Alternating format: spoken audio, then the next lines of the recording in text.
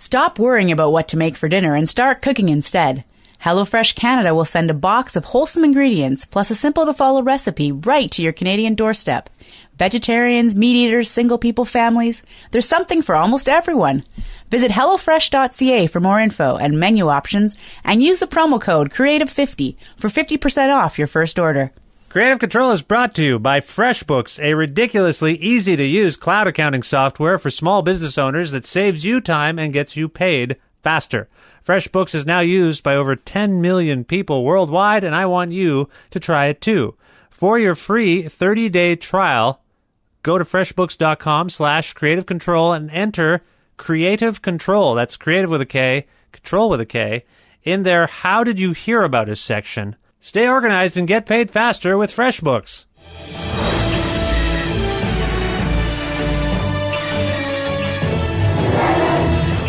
The Beaverton is one of Canada's most renowned sources for satire about the news of the day. What began as a sharp website full of surreal, biting articles about national and world events has now spawned a weekly TV show whose second season airs on the Comedy Network, CTV, and Crave TV in Canada beginning November 1st. There's also a new book called The Beaverton Presents Glorious and or Free. The true is actually struck through, so I don't it's not actually true. It's the history of Canada. The Beaverton Presents Glorious and or Free, the history of Canada, which was co-authored by Alex Huntley and thebeaverton.com's creator and series showrunner Luke Gordon Field. With Season 2 of The Beaverton upon us, I individually met with Luke Gordon Field and the Beaverton's news anchors, Miguel Rivas and Emma Hunter, to discuss their professional and personal lives, the second season of their show, and much more. Sponsored by FreshBooks, HelloFresh Canada, Pizza Trocadero, The Bookshelf, Planet Bean Coffee, and Granddad's Donuts, this is Luke, Emma, and Miguel of The Beaverton on the 361st episode of Creative Control with your host, me, Vish Khanna. Tonight on The Beaverton. Justin Trudeau is hard at work finishing his Ninja Turtle Valentines for all the lobbyists he likes. A study shows that cisgender men are the most likely to Google, what does cisgender mean? And in an annual tradition, the Super Bowl losers' brains were sent to Africa to help needy CTE researchers.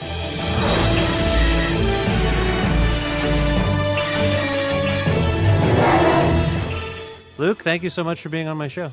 Thank you so much for having me, Vish. It's nice to have you here. Now, I enjoy the Beaverton very much. Thank you. That means a lot. Are you enjoying it? Are you enjoying making it? Yes.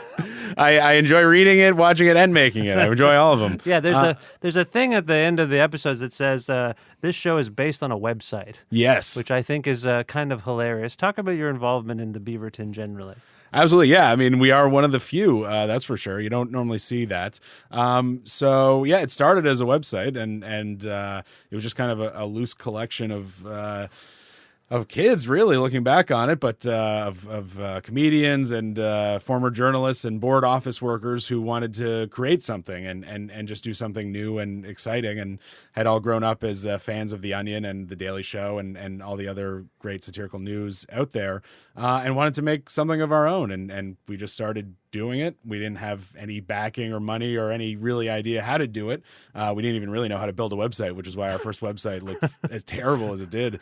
And we just kind of started writing and kind of built an audience, and then we had a couple things go kind of crazy viral and came to a somewhat of a bigger attention of some people, and then we started pitching the TV show, which we are now about to premiere our second season of. Well, so talk about those viral things. What exactly went viral?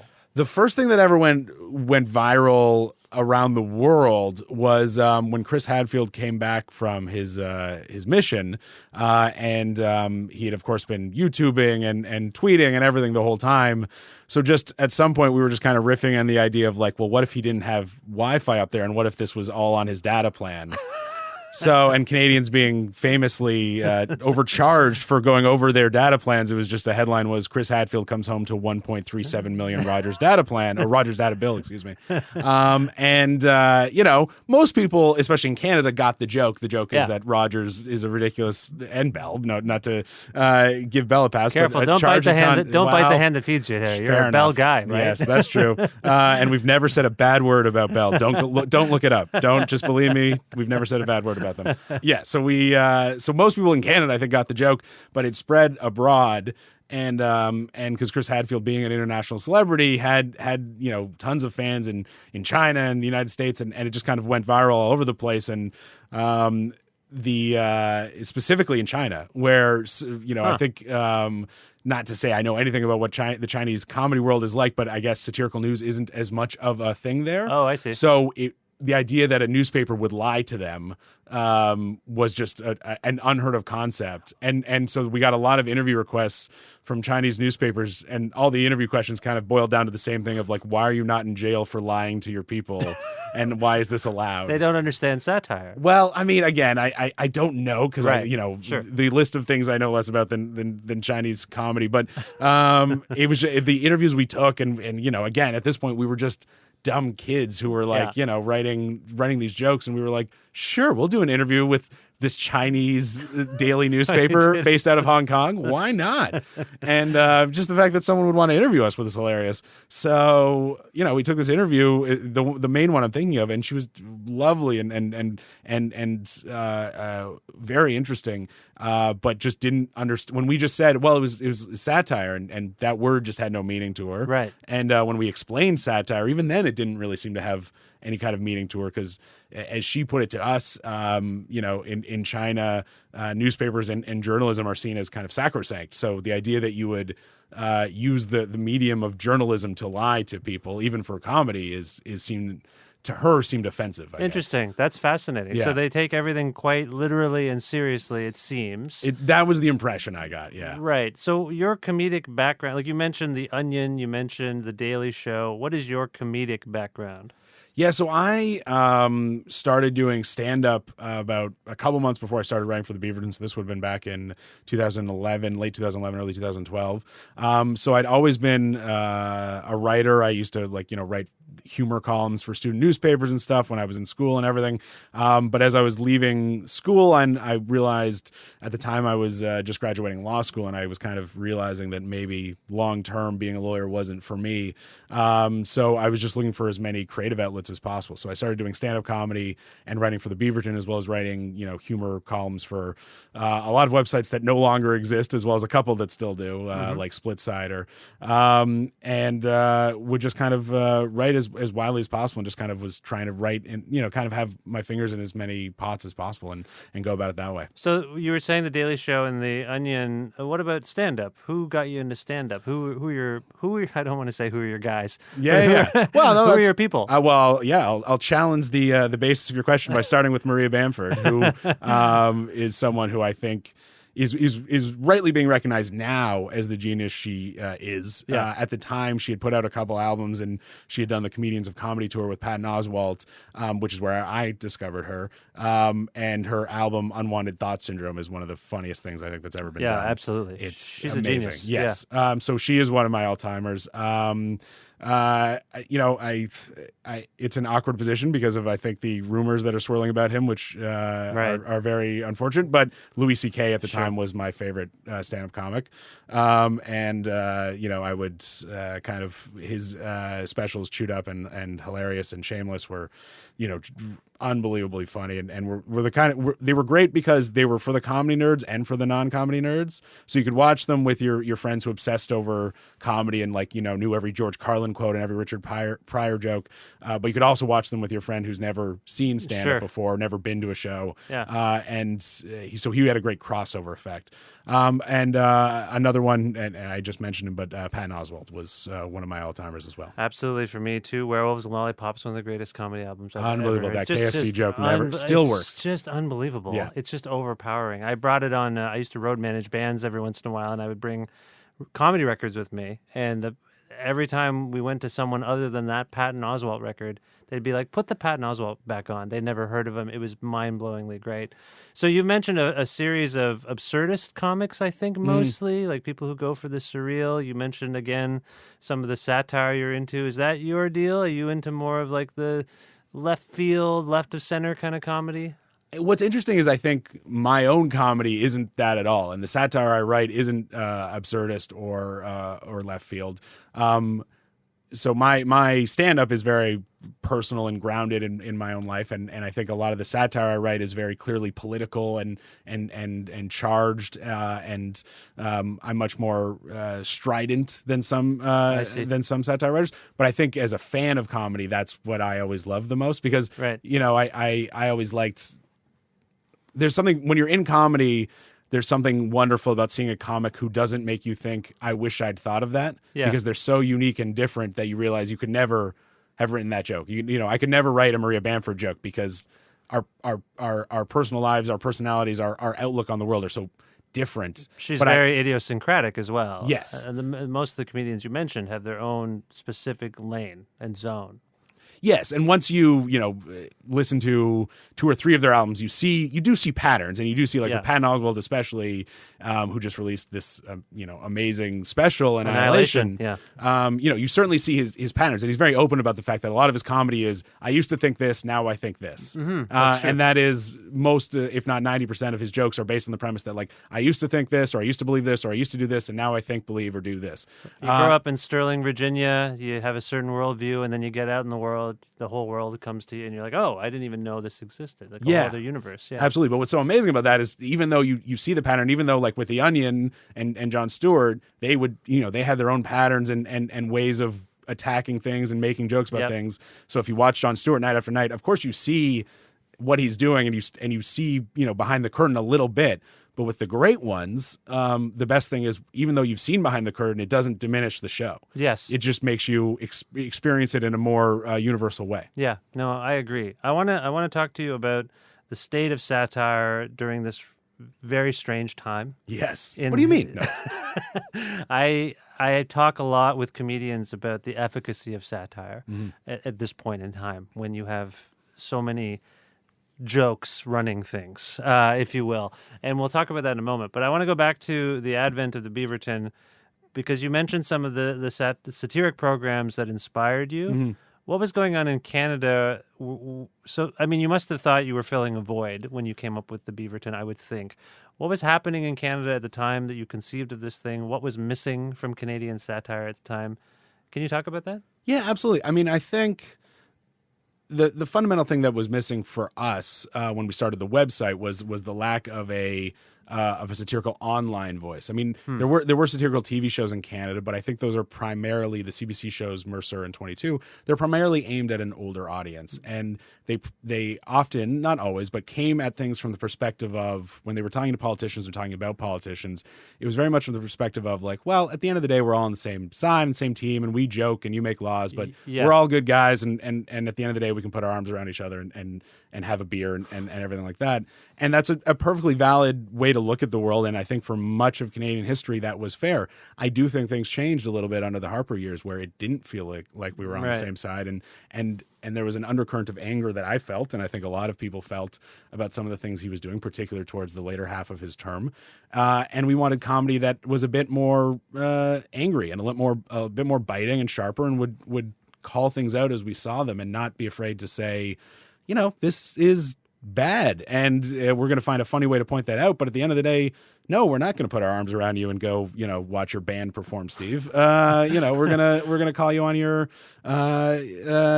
insert swear word here. Yeah. That was I think a lot of the motivating factor from a political and comedy perspective, and especially from a comedy perspective, is just wanting to create something for ourselves, because there was not a ton of opportunity for young comedians.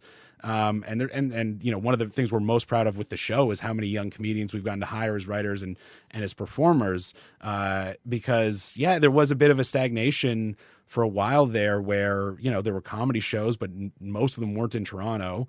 Most of them were filmed out east, and there was such a well of talent here, both in writing and performing, and in both. and we wanted to tap into that and show the incredible reservoir of talent that the Toronto comedy scene has. Right. So this, I think you've transitioned maybe from the website to the TV show a little bit there. Can you expand upon that? You start with the website, you get a little virality, if that's a word. You start I think all internet slang isn't a word, so it all doesn't matter You anymore. go a little viral, things start to pick up. Now, at some point, you get... someone wants to talk to you from, I guess, Bell, CTV, right? Is that what happened? Well, yeah. I mean, it was basically a comedy writer named Jeff Detsky started following us, and he also noticed that our articles were kind of reaching out beyond the comedy community, and he noticed from afar that we were having this kind of reach that we were seeing as well. So he basically just emailed me and asked if we'd ever thought of turning it into a show, and I said, well, yes, but we thought we were kind of a few years away from that. And he wrote back like, no, I think the time is now. Oh, wow. And so we kind of spent months just meeting up at coffee shops and bars and his living room and just kind of jamming out ideas. And he had a relationship with people at Bell Media, so we talked about just kind of producing it internally, which was kind of in vogue 3 or 4 years ago that networks would produce internally. But then we ended up, they were like, no, we want to work with a production company. So we ended up going with Pure 21, who's an amazing production company that Laszlo Barna, formerly the president of E1 Canada, had set up. And we pitched them the idea. They loved it and kind of bought it in the room.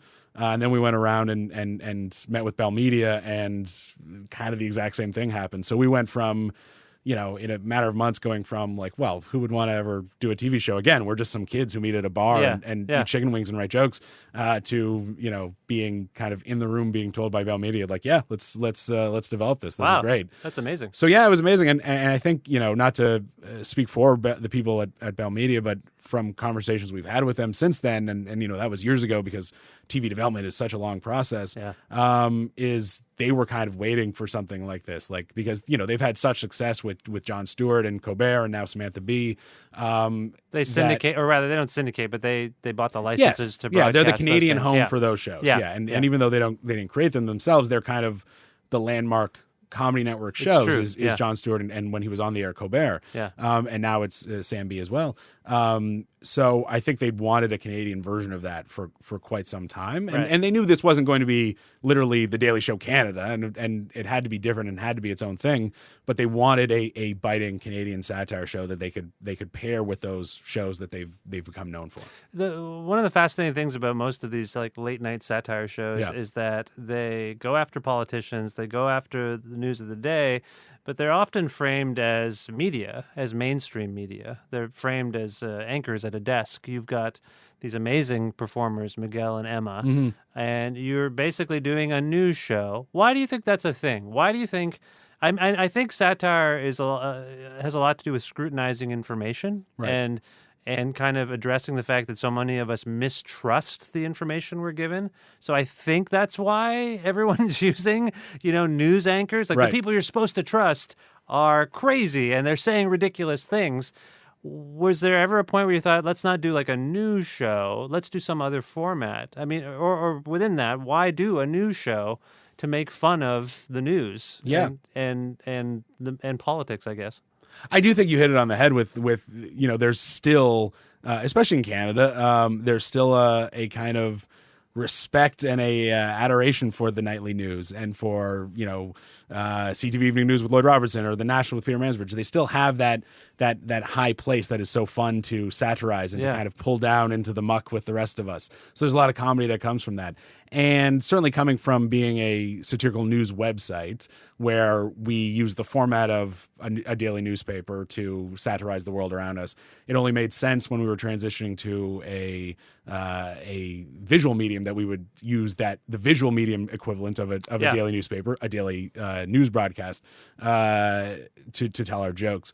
But also, once you get beyond us and you look wider, I think the reason there are so many of these shows now is, in addition to just the fact that it worked once, so why not keep making as many of them as there can, which is the same reason there's 20 versions of The Tonight Show with Johnny Carson on the air right now, is because people are like, well, it worked once, let's do more of it. Just see which one takes. Exactly. So, the fact that Jon Stewart was so brilliant for so long, people are like, oh, okay, it's a satirical news show. Put him at a desk and have him kind of come in as if he's a news anchor, and then it'll be different. Yes. So certainly there is an element of like, well, we know audiences like this, so let's not change script too much. One thing we really liked with having 2 anchors as opposed to 1 is we really liked the banter back and forth, which you don't see much anymore. We really liked having a yin and a yang and a straight person and a crazy person, Yes. which is a common trope in sketch comedy, but hadn't been done as much in satirical news. That's true. So we wanted to add that flavor to make it kind of distinct and our own thing. Yeah. So that was, certainly not a complete change of the format that had been established to date, but we thought would create a unique space for us to operate and to be able to tell jokes that are different than all the other satirical news show out there. Well, you're doing an amazing job with it, and I know, unfortunately, our time is tight, and you've got to split. I just want to get a sense from you about this upcoming season. You've obviously, I assume, season 1 was a lot of experimentation. A bunch of you hadn't done anything like this before. What kinds of things have you learned from that experience? What kind of things are you going to apply to season 2 to make it better, I suppose, if you can? Yeah. Yeah, I mean, you're right again that experimentation was the right word, and the one thing I'm still so proud of in season 1, in addition to our successes, is the only thing I love more than our successes were our glorious failures, which is, we tried some things, especially in the studio, which we were like, and they were so funny, and we were like, these are great, and then you look at them and you're like, oh, okay, maybe not. You do a risky thing where you film it before an audience. Yes, and I mean, lots of news shows do it, but it's fascinating because the audience reaction is sort of distant, I find, in the way the way the show is mixed. And so things that I think are amazing, you hear this laughter, but it's sort of quiet, and I think that's fascinating. Well, yeah, that was not to get too much into the production technical side of things, which I'm sure audiences love hearing about all the time. Was our studio space last year wasn't ideal. Right. We were it was the best we could get at the time. This year we're shooting in a much more modern facility at the CTV studios in Agent Court. So that will hopefully feel a little bit more connected, the live audience. I know a lot of, we kind of made the choice, and again, it was looking back, a glorious failure, but we kind of made the choice of like, we don't want to show the audience. We want to just get in and do our jokes. I'm a huge fan of Last Week Tonight with John Oliver, and they don't show the audience. They just get in there and they go. Yeah. So we really like that, but it did lead to a fair number of people online, just a few thousand, who were writing in and accusing us of using a laugh track. And we were like, no, it's a live audience. They were like, sure. We were like, it is a live audience. They were like, we don't believe you. There's nothing we could do. It's hard to draw people to come to a taping, isn't it? It can be difficult. Even if your show's a hit, it's just hard to get people to come and watch you do a show. Yeah, I mean, it is one of those things where it's you say it and people are like, yeah, absolutely. And then it's like, okay, well, it's at this address at this time. And they're like, oh, yeah, I got things. Yeah. I mean, having done stand-up comedy for 5 years, 6 years now, the draw of getting people out to a show, whether it's a live band, a live stand-up show, a TV taping, whatever it is, it's always going to be one of those things that everyone's mom's birthday is the night of the show. We do have some seats available for our tapings this year, although I think the first few are actually already sold out, which is great. Okay. Wow.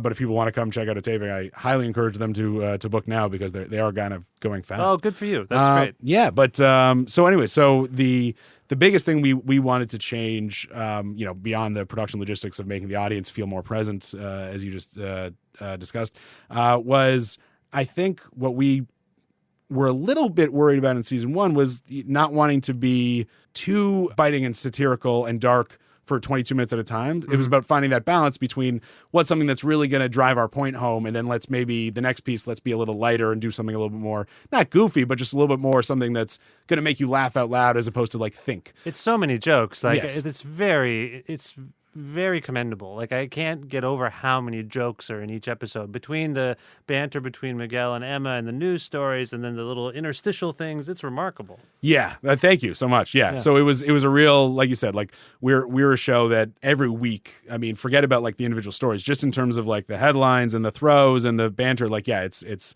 we and the fact that we probably write 4 to 5 times as many as we use. Yeah, we're writing hundreds of jokes every week to just to fill the kind of externals around the bigger stories we file. Right. So yeah, it's joke dense, that's for sure. So if you like hard jokes, like not to be like this is the show for you, but this is the show for you if you like hard jokes. And I think this year, like we're certainly maintaining our joke per page quota, but we're also I think going even more biting and satirical and sharp than we did last year. I think we're in kind of close conversation with our comedy execs, the stuff that traveled the widest online and really got people talking the most last year was the stuff that was topical for sure, but also just really went for it. And so I think this year, even more than last year, we're going for it, and we're not shying away from subject matters that aren't traditional sources of comedy and from stories that quote unquote aren't funny on the page, but we're going to make them funny and we're going to talk about them because they're stories that, need to be discussed. Luke, I thank you so much for this. And for more information about the Beaverton, where can people go? You can check us out at thebeaverton.com or follow us on your social media of choice. And our TV show premieres November 1st at 10 p.m. on Comedy. So check us out there, most of all. All right. Well, I really, really appreciate this time. Thank you for this, and best of luck with everything. Thank you so much for having me.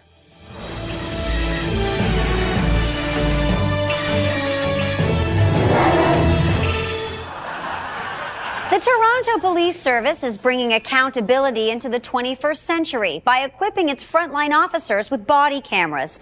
The cameras will come with 12-hour battery life, 4K resolution, and a full suite of easy-to-use self-editing software. A TPS press release stated, these cameras will create the feeling of trust and accountability while giving our constables the opportunity to delete the boring stuff, like admissible evidence. In addition to the full editing suite, the camera boasts a wide array of fun filters that can give a perpetrator googly eyes or a gun in their hand.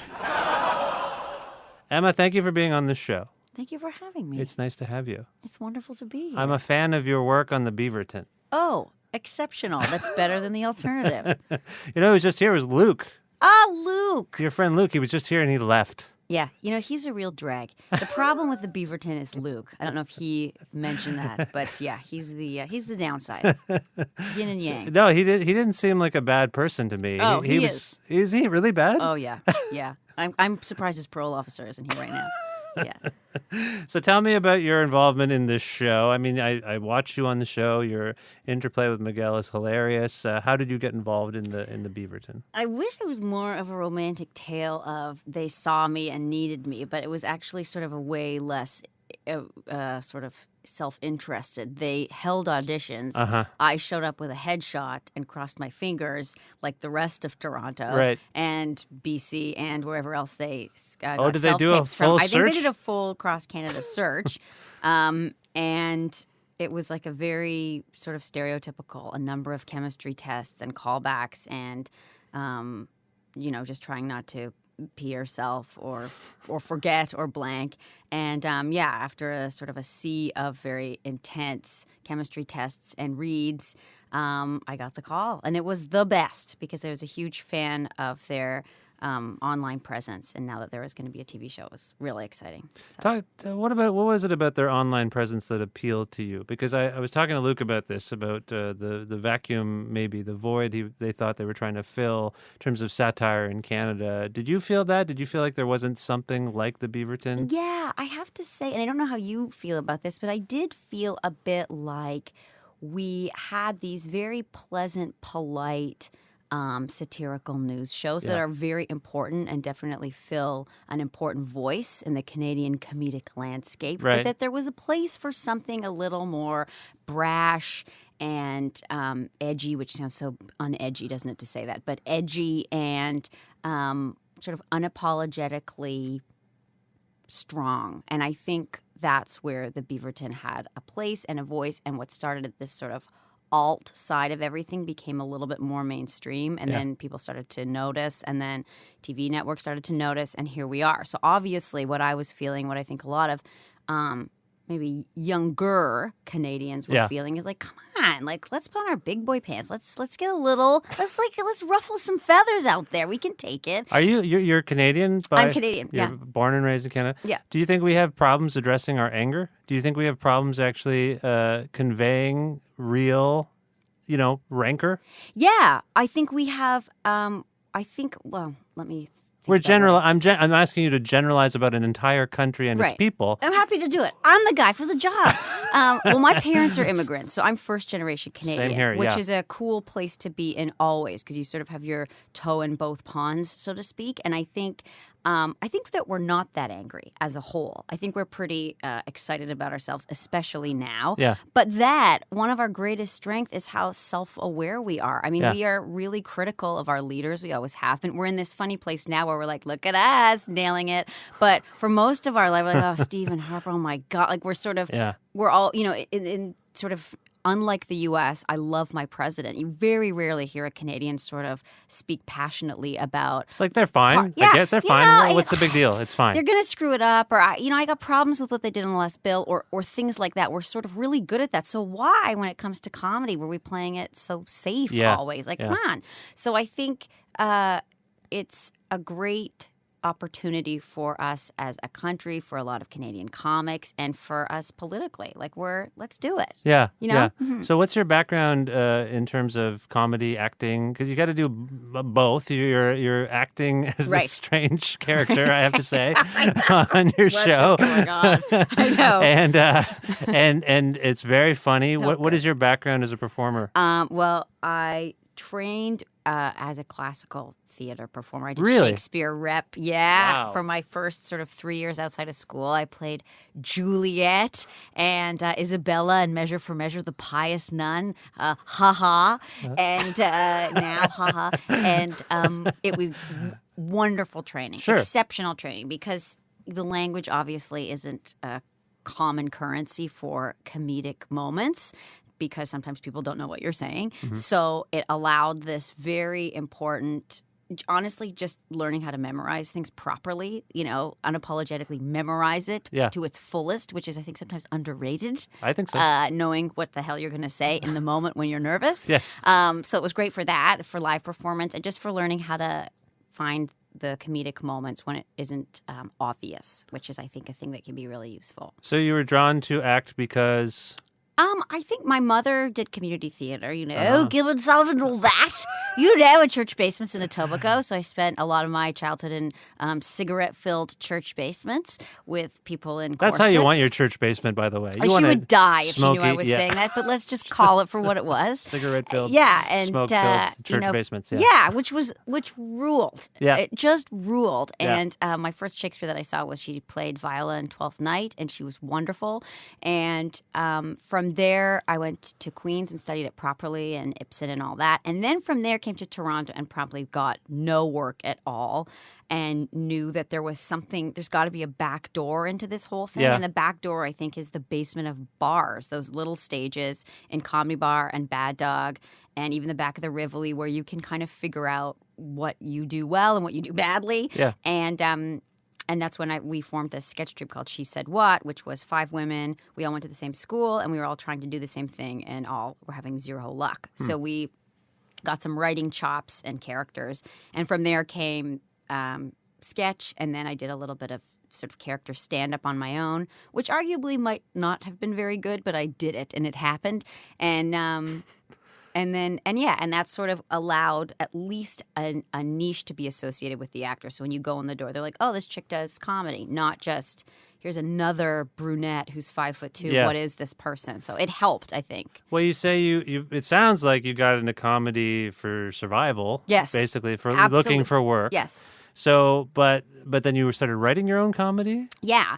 So around 2010, I guess, I started putting together a set, which hopefully was going to be a Just for Laughs set. Like, who am I? But why not? Right. And I didn't really, for whatever reason, want to do the style of stand-up where you just air your shit, so to speak, or talk about your personal life. stuff? Yeah, it just didn't.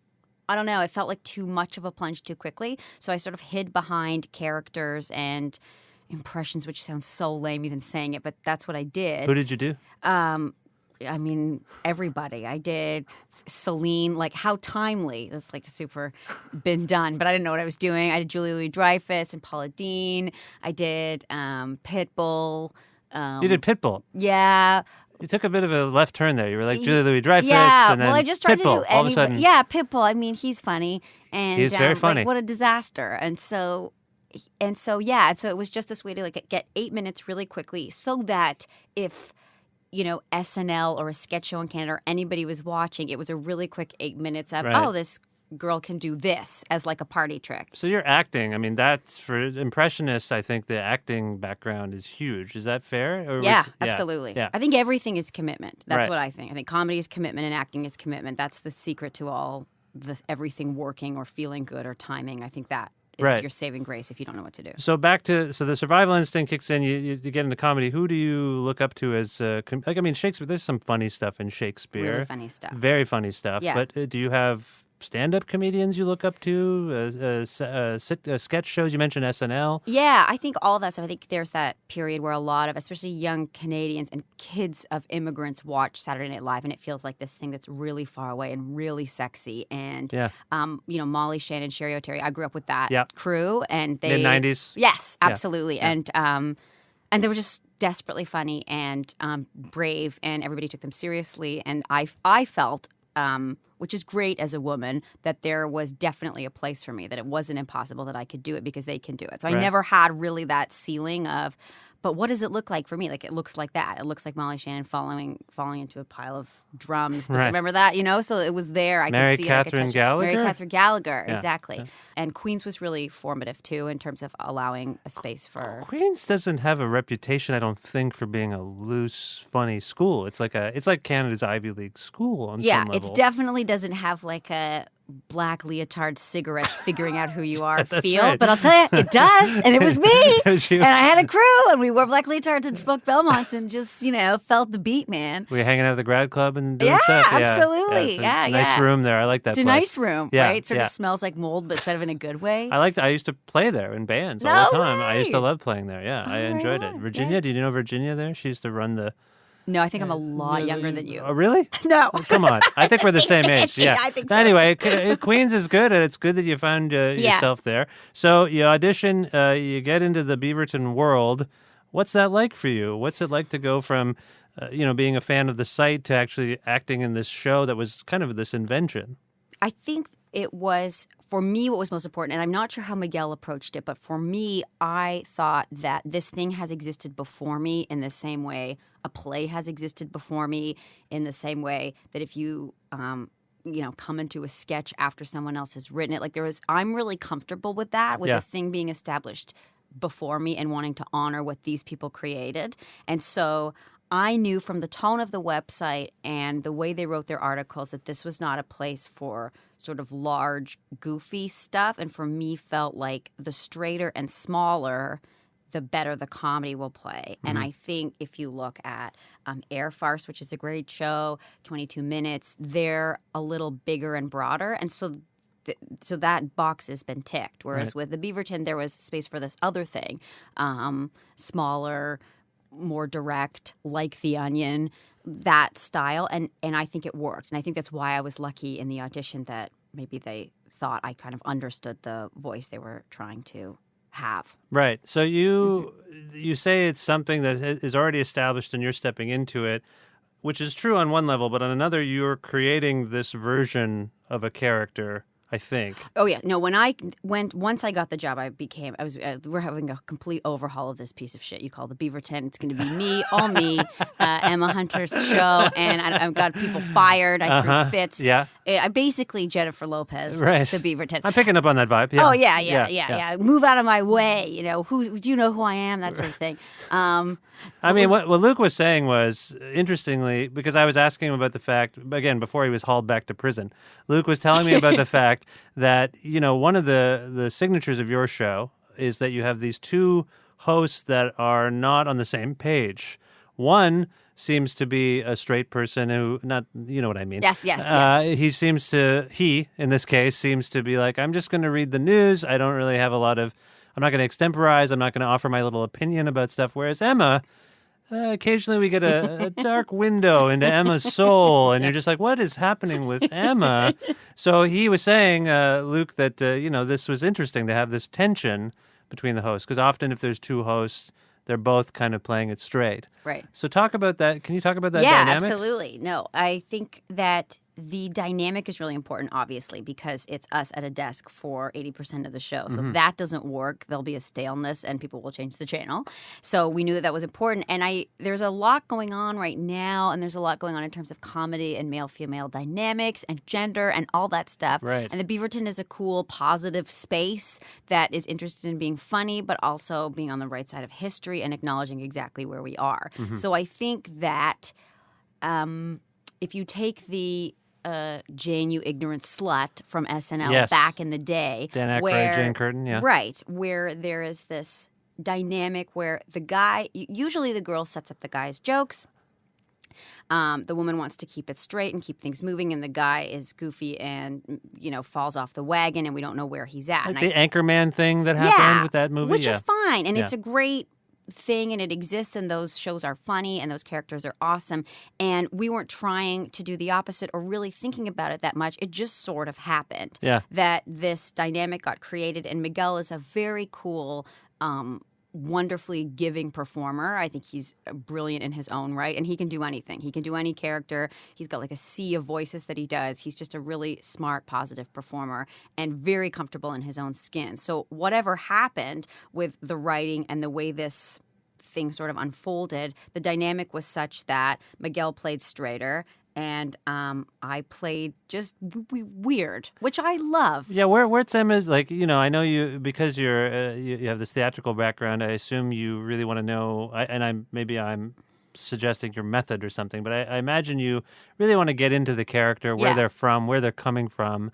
What's your take on Emma, the Beaverton Emma? Where is she from? What is her perspective? Right, and that's a great point that the name is my name. Yeah, that's a because that weird was thing. something to sort of navigate. Like, are you comfortable? Now I have a baby, I have a son. So are you comfortable portraying yourself with your own name as this, a problematic person Yes. with potentially, undertones of mental health issues? Is that something you're willing to do? To which I said, yeah. Let's do it.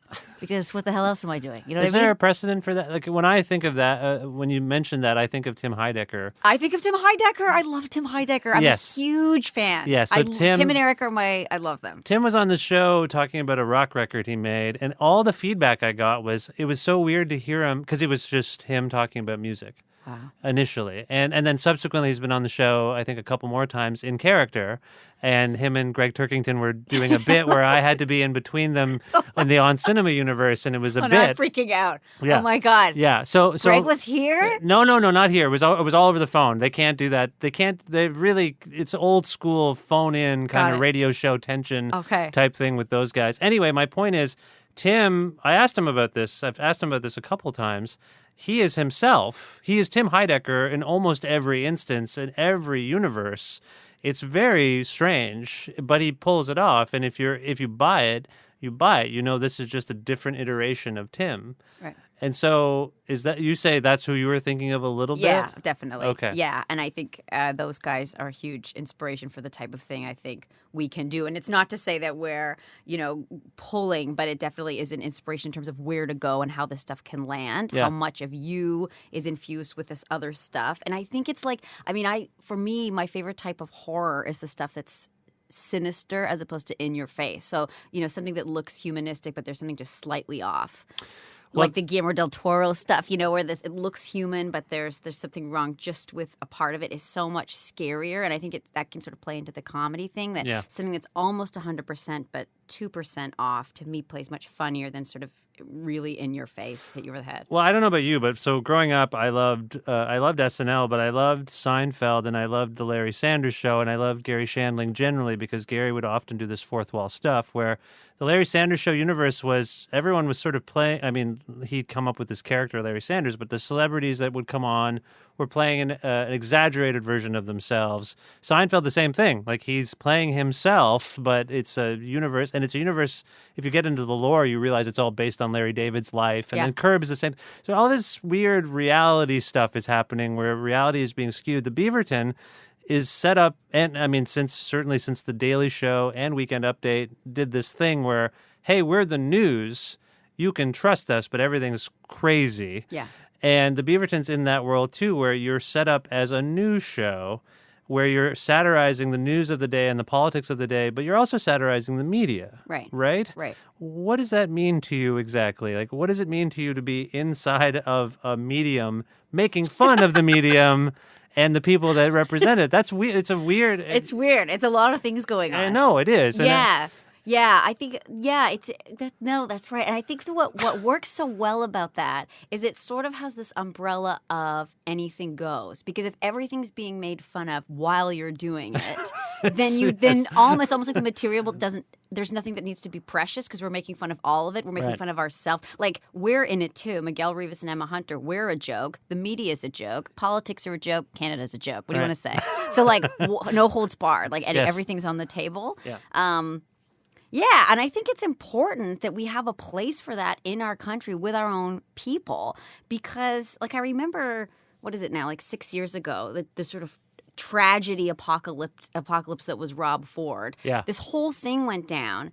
And the people behind the desk that could make fun of it were Americans. We had no show with no desk to make fun. Like, we had sort of 7 o'clock, 22 minutes doing a softball, but we didn't have an aggressive late night show to make fun of our guy. And as tragic as it was this beautiful fodder for jokes that just went into the ether of the U.S. because we didn't have a show that had a voice that could do that. Right. So we need that, I think. Yeah. And I don't need to be the man for the job, but I happen to be.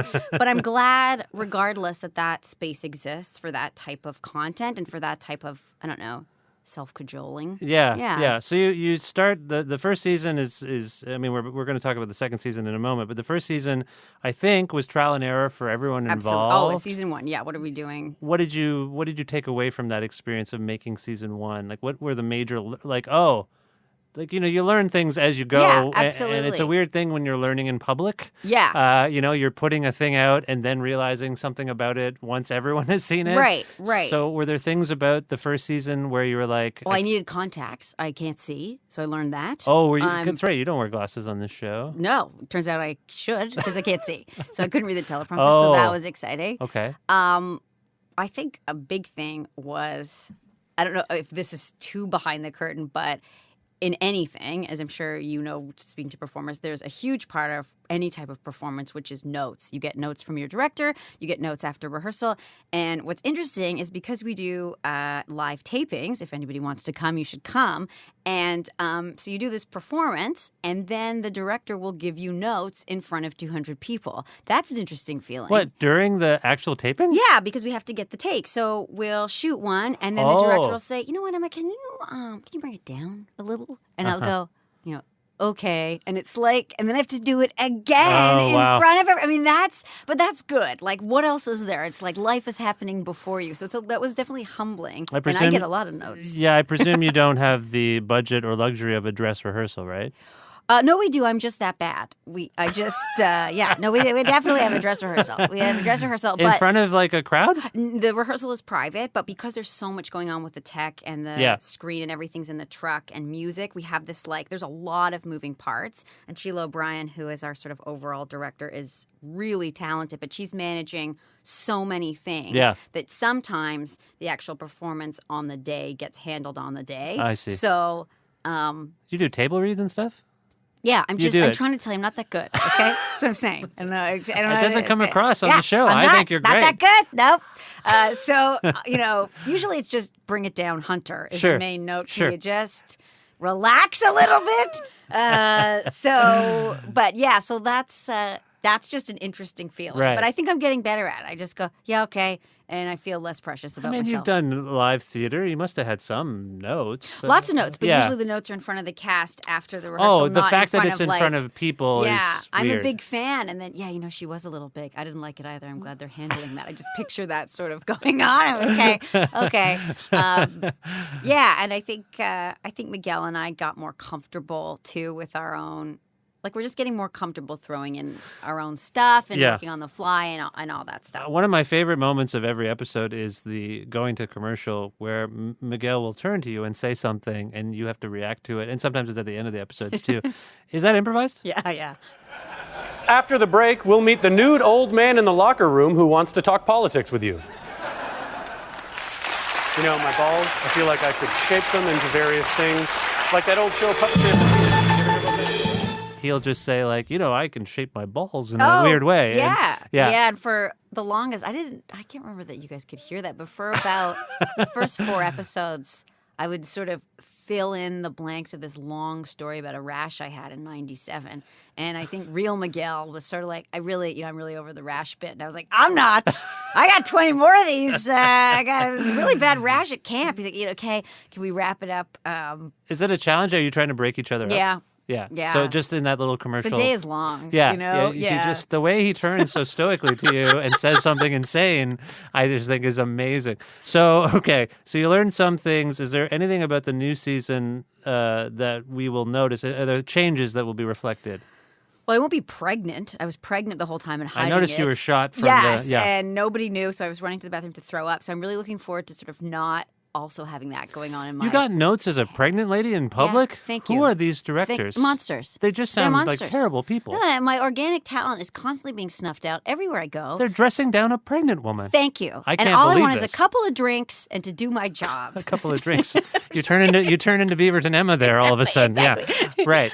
No, what's absolutely the most exciting thing about season 2 for real is that we're not pre-shooting. So we're going to rehearse on the Friday, shoot on the Monday, air on the Wednesday. Had you shot most of the first season in a lump kind of thing? We had. Wow. Yeah, Chunk. and so we would sort of add things in as we could on the fly with ADR. I think that's okay to say. And now what we're doing to make it more topical and stuff? Yeah, because it's very difficult, I think, to get the shooting time and to figure out where we were going to land. So it had this evergreen umbrella, which is a little tough, and I think less sort of conducive to the brand than being topical. Yeah. So this year it will shoot as the stories great. Unfold, which is such a gift. It's exhilarating. It's really exhilarating. It's really different. Yeah. And we won't have a laugh track because everybody hated it. And you didn't actually have a laugh track, did you? There might have been a little bit of a bump up, and people on social media, no likey. So well, I watched it and I just thought, they didn't mic the audience right. I'm being honest with you here. I heard because the laughter sounded like it was happening in a different studio. Yeah, because it was so bad. Yeah. I thought everyone would think we were just really, really funny, and turns out they thought we just had a really 1980s laugh track. Right. So we've cleaned that up. Okay. We're topical. You've got a live audience though. There is a live audience. Yeah. And that's a really fun part of it too. And I think it's a great night. I think it's fun. I think we try to keep the energy up, and Miguel and I have a blast. So, and that adds that it's necessary. I think that live audience element is necessary. I think it works in the U.S. with those late night shows. And even though this isn't necessarily that model, that same energy works really well for us and what we're going for. So, are there particular Canadian subjects, topics, news items, areas that you didn't get to in the first season that you'd like to try and tweak a little bit in the second season? I'm just curious. I think we were happy for the most part. I think the new situation with the NDP is going to be very exciting. Right. I think that the challenge will always be how much or little of Trump. I think that is a difficult thing to navigate because it's so much of sort of international news, but it's not necessarily our news, but it's important. So I don't know. That will be the challenge of how much or little to include or not include. Isn't it a huge challenge for a satire show to satirize this current era? How do you write the joke when the joke's already written? The joke is in charge of the world. Absolutely. You can't parody the parody. And it's unbelievable what's going on. And I don't know how you it's the joke is already written. Yeah. Alec Baldwin is great. It's great, but it's not that much of a stretch from the original guy. Yeah. So it's difficult and it's dark and it's definitely an exciting time in comedy, but I agree that I don't know how where's the joke most of the time? Puerto Rico stuff. Where's the joke? Yeah. The joke is written. It's done. How do you satirize that? But we'll figure it out. I was saying this to my wife the other day. I used to watch The Daily Show and think, that problem was solved. John got them, and everyone's going to see that, and it's going to be done. There's no way that could continue. And then you realize that's a bubble. Yeah. So many different bubbles going on, and it's fascinating. And I think that that's one of the real interesting aspects of the Beaverton, because I don't know about the Canadian bubble as much as I thought. Right. I kind of immerse myself in American bubbles and social media bubbles. So it's fascinating. Well, I wish you the the best of luck with this show. I hope it goes well. Thank you. Thank you so much for having me. This was a pleasure. Absolutely. And is there? I know I got Luke to plug the Beaverton site, and so I think people know where to go. What about you? Where can people learn more about you? Well, The real you. yeah. I mean, I'm not huge on social media because of two reasons. My private life's my private life, also bad at it. Yeah. Don't know where to find things, not sure how to. I'm pretty sure I sent a very long family sort of series of photos to this girl I barely know yesterday night, and I'm pretty embarrassed about it, so I have to be careful. But I do have Twitter, and occasionally will tweet, and it's at Emma Huntress. Is my handle, which is a little obnoxious, but I made it back in the day, so just know that I know. Yeah. At Emma Huntress, and the rest, Beaverton. The Beaverton stuff. Yeah. Emma, tremendous pleasure. Thank you so much for being on this show. Thank you so much for having me.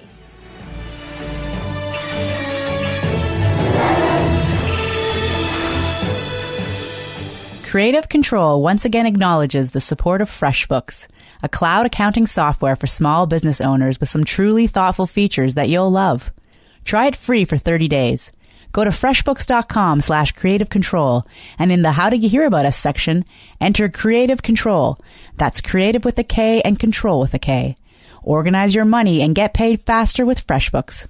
Are you hungry but don't know what to cook? HelloFresh Canada is here to help. Have a whole delicious meal's worth of wholesome ingredients, plus a simple-to-follow recipe, all delivered right to your Canadian home.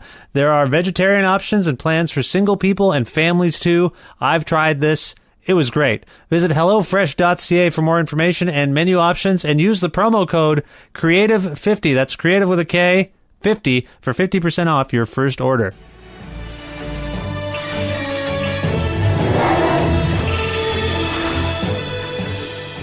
For decades, New Brunswick has been owned by one family of forestry billionaires, the Irvings. But as the younger generation inherits the estate, the Irvings are planning to pull up roots and put the old family province on the market. According to one Irving cousin, we've made a lot of good memories here, from owning all the newspapers to leaking crude oil into the Bay of Fundy.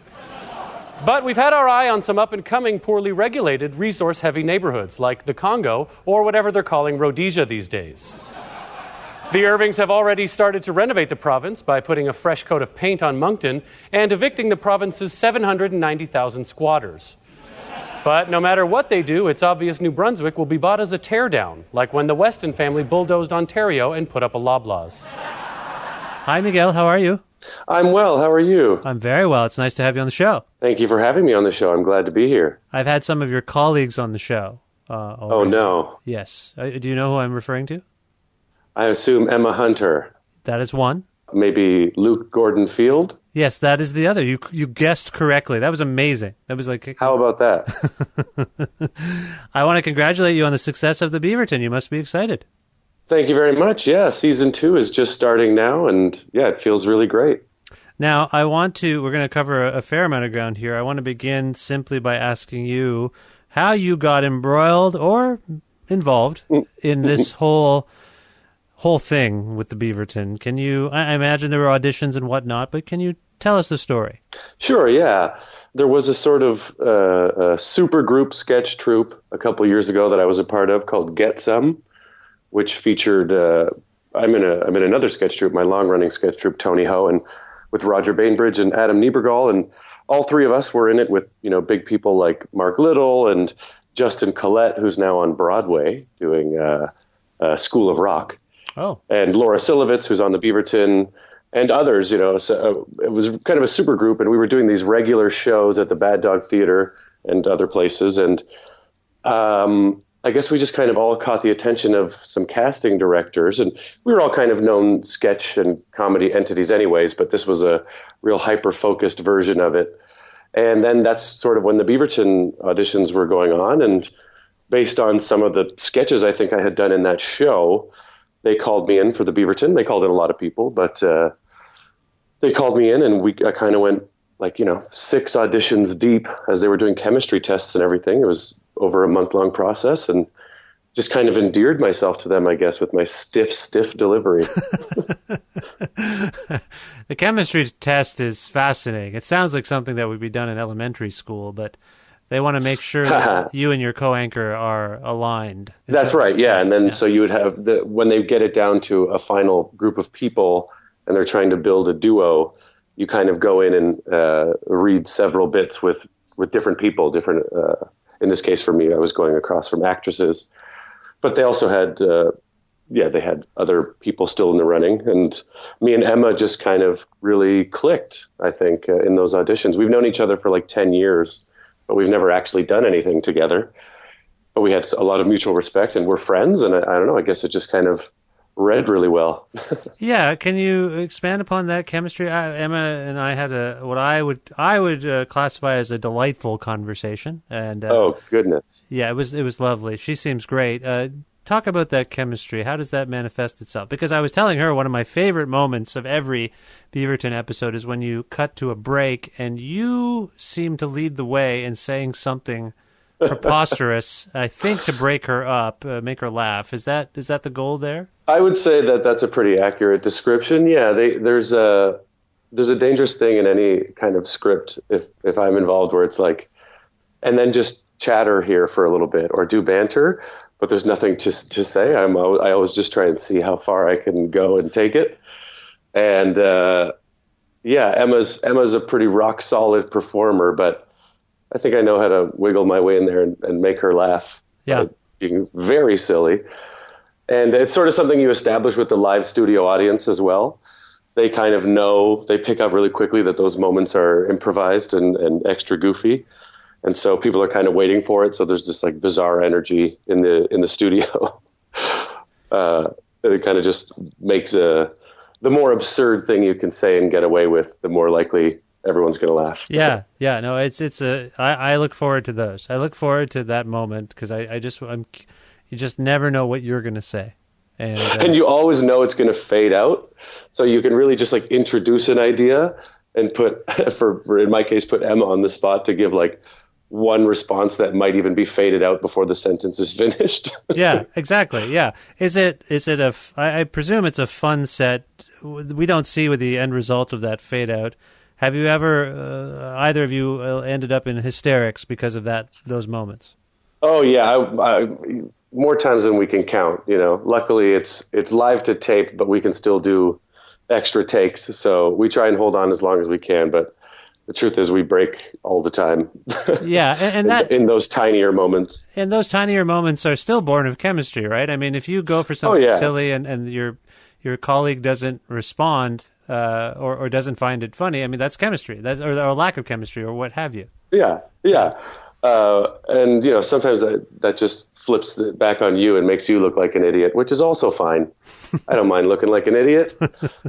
So our chemistry, I think, is really coalesced into something nice. We started doing tech rehearsals for season 1, which debuts on Wednesday. Season two debuts on Wednesday, November 1st. Yeah. And we're taping it on Monday. And so we've been doing all the tech rehearsals, and it just feels so easy to like get back into the rhythm of it. We really have established a classic straight man, silly man thing. And she needles me pretty good in the script. And it's just so much fun. So there's a couple of things you said there. One, the production schedule for the season 2 is much different than season 1. I understand. Much different. Yeah. Yeah. You're taping episodes in a more topical, fresh way. Is that fair to say? That's the idea. Yeah, we're going to tape on Mondays and air on Wednesdays. So last year we block shot most of the episodes in advance of the season airing, which provided its own kind of challenges, to sort of fill it up with material that would, stand the test of time between shooting it and airing it. Evergreen content, it's called. Yeah. Yeah. Evergreen content. It will always be good. Yeah. But the nature of this show, and I think the nature of the Beaverton with the reputation they've established online, is that, something happens, there's going to be a sharp article about it within a couple hours is the idea. Yeah.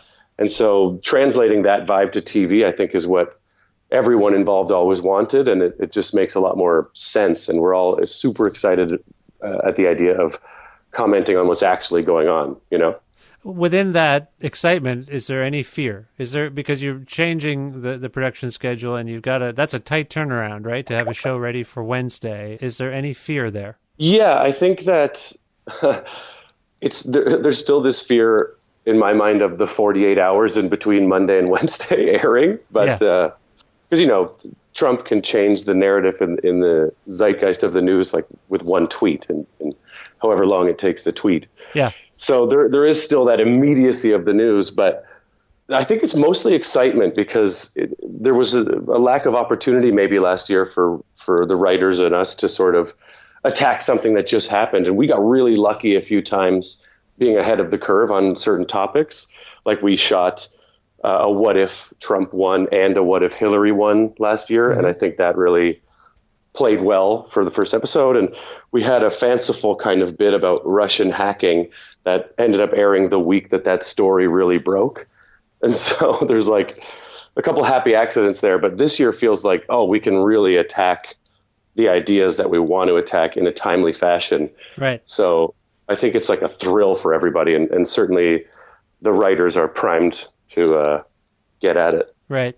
Now, you talked about your sketch background. You talked about your chemistry with Emma there. When I was talking with Emma, she mentioned that her background is actually sort of dramatic, theatrical acting. Right. I'm curious, what got you into comedy and acting and performance? Can we go back in time a little bit and figure Let's go back in time.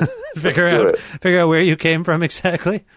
Yeah. Similarly to Emma, I went to theater school as well. I went to U of T and Sheridan College in Mississauga and studied dramatic acting as well.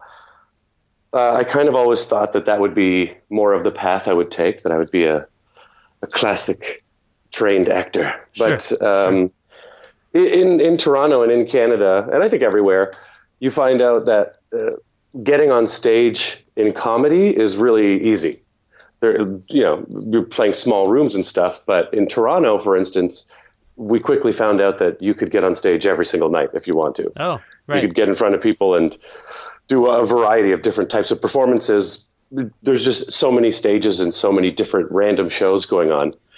And, being a dramatic actor meant sitting around months at a time waiting for certain gigs.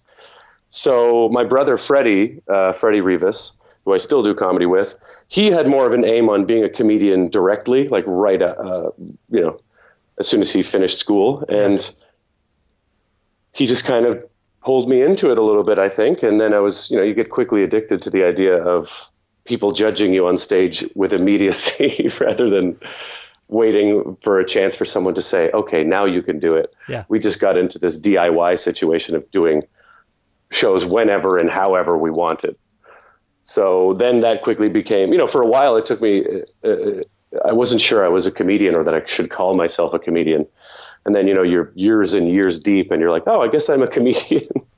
Did you have a particular, it sounds like Freddie roped you into the world of comedy, but did you have particular heroes or people you were inspired by as either a dramatic actor or as you got into comedy?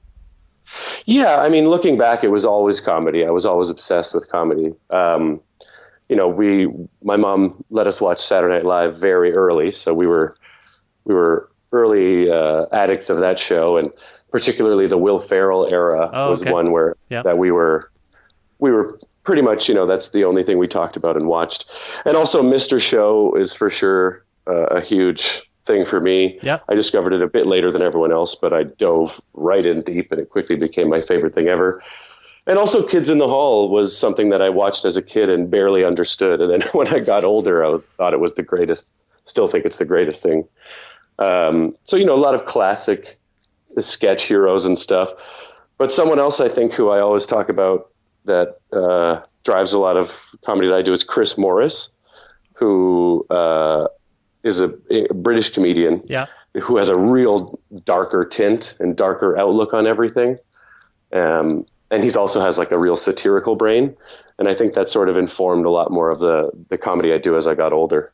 Now, you mentioned a few entities there, and I want to, because I'm the most familiar with Mr. Show and what was the other thing? You mentioned SNL, you mentioned Mr. Show, there was something else. Kids in the Hall. Kids in the Hall. All of those things have an intensity to them in the performance. It's not, for the most part, it's not slapstick. There's some real heavy stuff going on, intense, dramatic stuff, particularly at Kids in the Hall and Mr. Show. So Yeah. Did you see that as a middle ground between your two interests?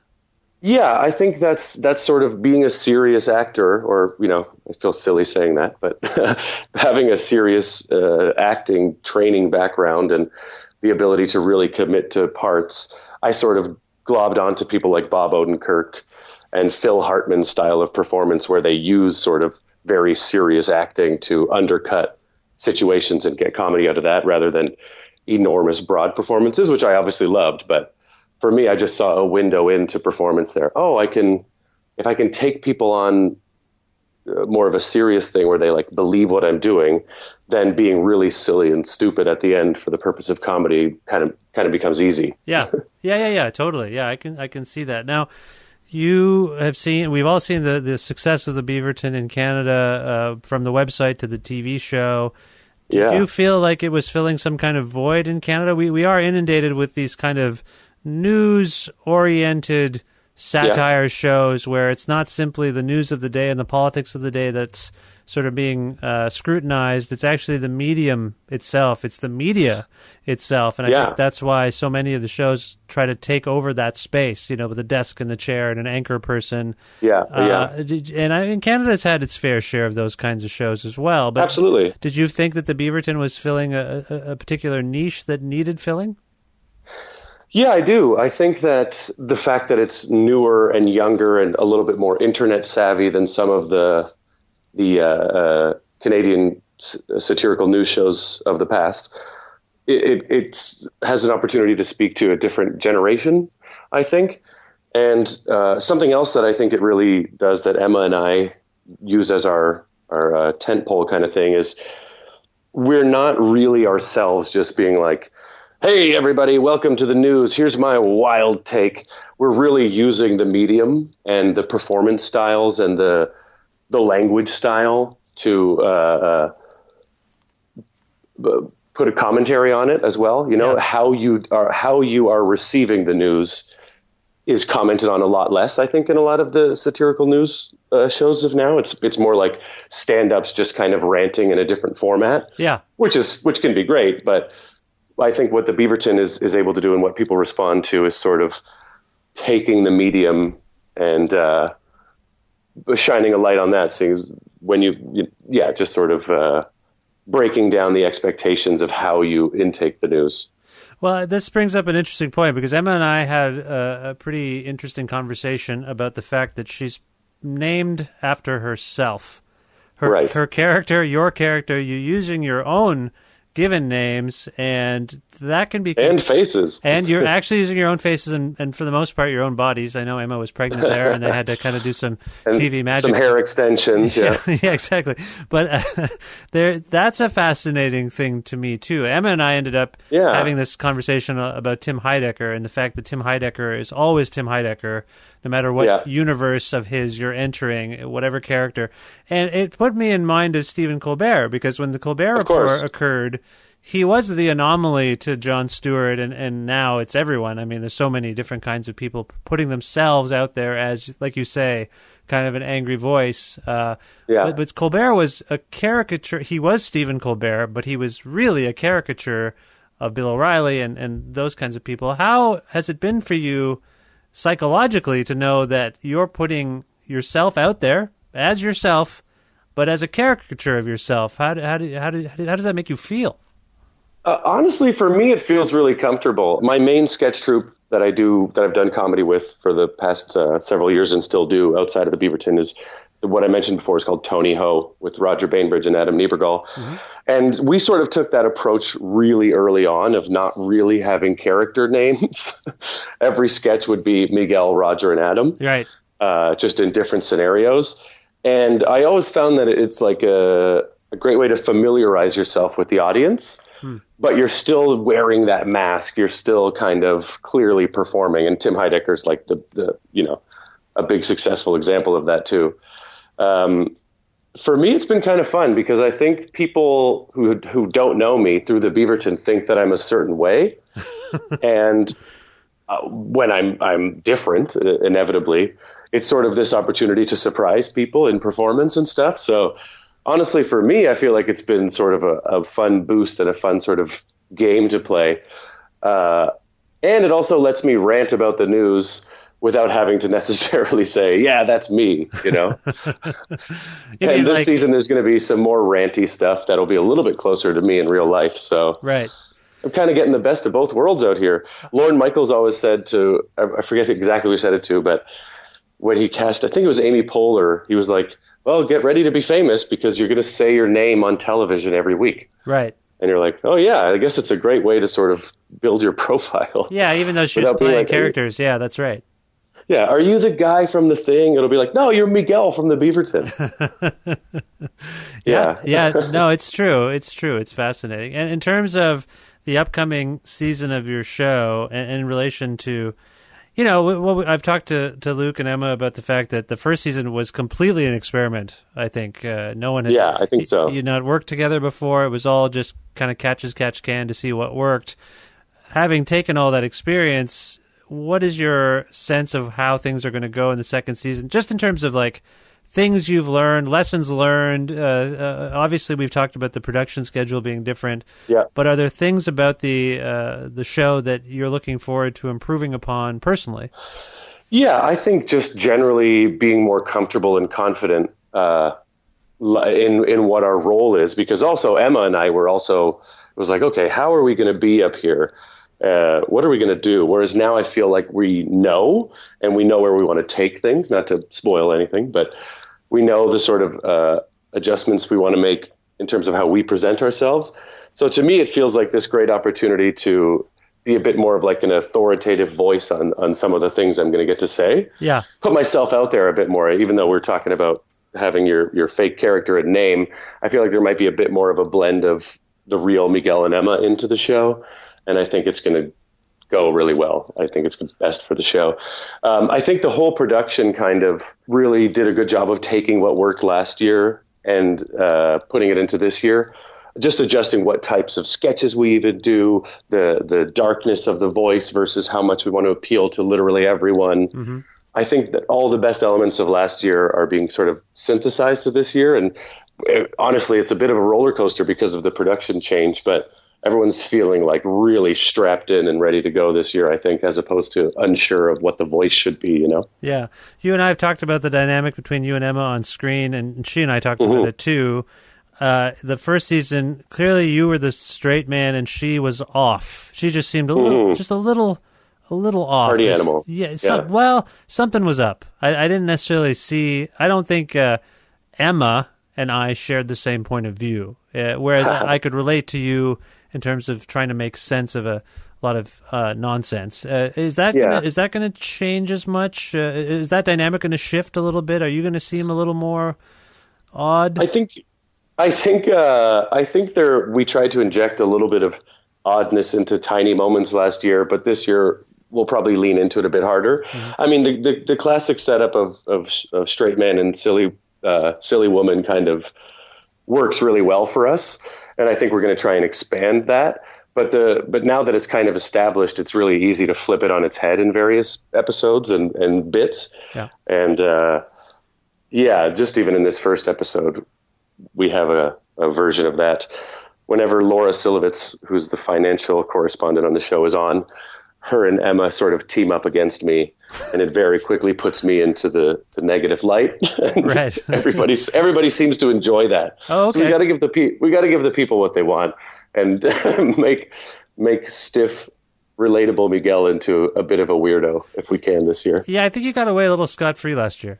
Yeah, exactly. Yeah, we got to find out what's not anymore. Now I'm going to be exposed for who I really am, a dweeb. So the show debuts November 1st. It's on the Comedy Network and CTV. And, that's right. And people can find out about it online by Googling the Beaverton and looking up the website and all that stuff. What about you? Absolutely. What about you personally? Do you have work to talk about beyond the Beaverton? And within that, are there places people can follow you and like you and all those sorts of things? Yeah, you can follow me on Twitter and Instagram at Mig Rivas, Migrivas. Mm-hmm. I talk a lot about basketball, so strap in for that. I like basketball. I like to talk about basketball and wear basketball team shirts. You shouldn't have given me an opening, because now I'm just going to talk your ear off, and you're going to regret ever having told me that. We don't have time. We're out of time. We're running out of time. So I'd like to wrap this up. Actually, no, I'm happy. No, to the thing about the Raptors is, no, you should check out. Anyone who's interested can check out my sketch troupe, Tony Ho. We do a lot of shorts. So you can go to our website, tonyho.ca. That's sort of my passion project outside of the Beaverton, and we got some big things brewing that I can't really talk about, but I think that people will be interested in. Great. And also, if you're in the Toronto area, you should check out Rap Battles, which is the show I do with my brother Freddie, which we've been doing for like 9 years, and we do it once a month at Comedy Bar, including tonight, actually. As we're speaking, oh no, you'll miss this That's one. Right. We'll miss it. It's yeah, but still. Well, the good news for you is that it's back every month. I highly recommend it. It's sort of a pretty loose and fun show that features the best people in Toronto and Canada coming and doing character raps. Yeah. So it's a really great show. Freddie's brilliant. Freddie's been on this show a couple times, I think, and I believe that's correct. Yep. And he's one of the funniest people I know. And I still say he's the funniest guy I know. He's the person who can make me laugh the easiest. Yeah. He's such a weirdo. Is he your younger brother? He's 14 months younger than me, so we're about as close as you can get. Wow. Okay. Wow. Your parents were eager to keep going there, it seems. If I might get personal a little bit. Yeah, no, that's great. That's good. Okay, so Mig Rivas. Don't talk about my parents. Sorry. I apologize. I don't know what came over me. That was very untoward. Mig Rivas is where to follow you on stuff. Is that what we established? That's right. Yeah, that's right. Well, Miguel, this was a tremendous pleasure, and I'm a big fan of the show, so I'm looking forward to the next season. And there's a book coming as well, the Beaverton book. So there's lots going on. I'm very happy for you, and I wish you the best of success going forward. Thank you so much. I appreciate the kind words, and get ready for the Beaverton takeover. That was Luke Gordon-Field, Emma Hunter, and Miguel Rivas of the Beaverton on the 361st episode of Creative Control, which is part of the Antica Podcast Network and is available on iTunes, Audioboom, Google Play, Stitcher, TuneIn, and Overcast, among many other podcast platforms. If you can't find an episode that you're looking for, or you wish to learn more about me, or sign up for my regularly scheduled newsletter, please visit vishkhanna.com. You can like Creative Control on Facebook, follow us on Twitter @VishCreative, or follow me @VishKhanna.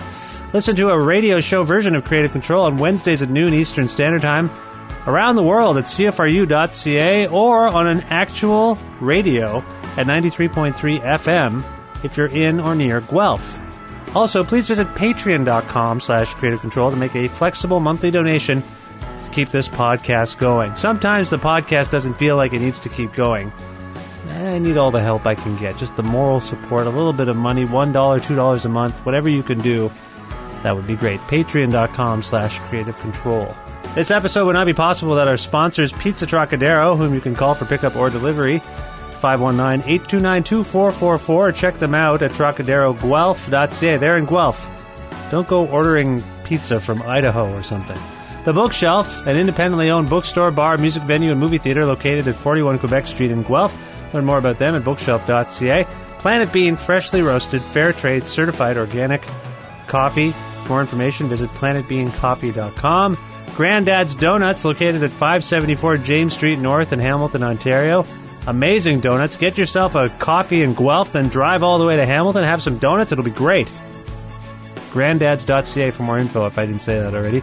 Hey, to have a whole meal's worth of ingredients delivered right to your Canadian home, visit HelloFresh.ca and use the promo code Creative50 for 50% off your first order. And FreshBooks, a cloud accounting software for small business owners.